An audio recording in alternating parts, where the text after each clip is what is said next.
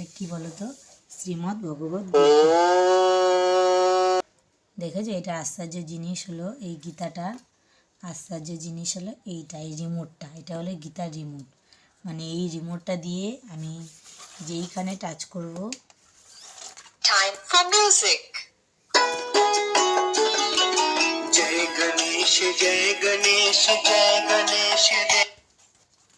এইটা হলো এই যে 14 রকমের ভাষা আছে, এর মধ্যে যে যার যে ভাষাটা পারে যে সেই ভাষায় শুনবে।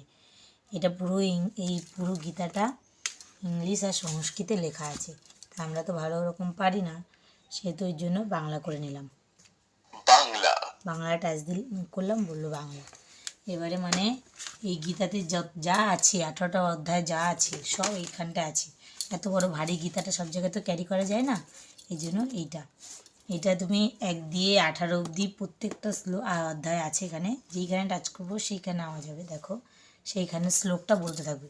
প্রথম অধ্যায় আমি এইখানে টাচ করলাম, এই দেখো। ধৃতরাষ্ট্র জিজ্ঞাসা করলেন, হে সঞ্জয়, ধর্মক্ষেত্রে কুরুক্ষেত্রে যুদ্ধার্থে সমবেত হয়ে।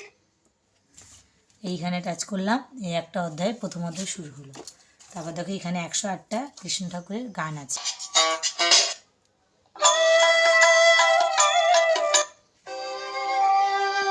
মানে এইখানে পুরো যেইখানে টাচ করবো সেই গানটাই হবে। তারপরে দেখো এই যে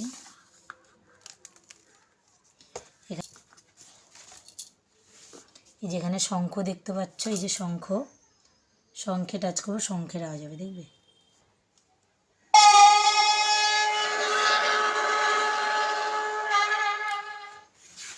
তাহলে বলো, এটা আমি আশ্চর্য জিনিস বলে কি ভুল করেছি? এই যে প্রথম অধ্যায়, প্রথম অধ্যায়টা চাপবো,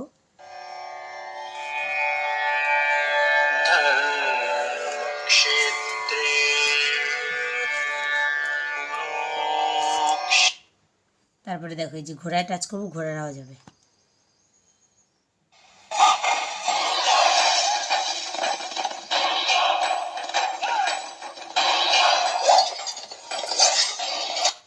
মানে ঘোড়া চলছে আর যুদ্ধ হচ্ছে। যখন যুদ্ধ হচ্ছিল, কুরুক্ষেত্রের যুদ্ধ, তখন যে ঘোড়া চলেছে আর যুদ্ধ হচ্ছে সেই আওয়াজটা হলো।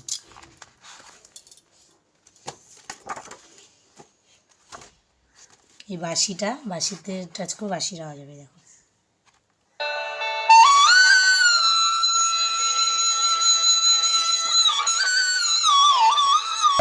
এটা ওই যে পদ্ম পাতা, এটা পদ্ম ফুল, এটা জলে টাচ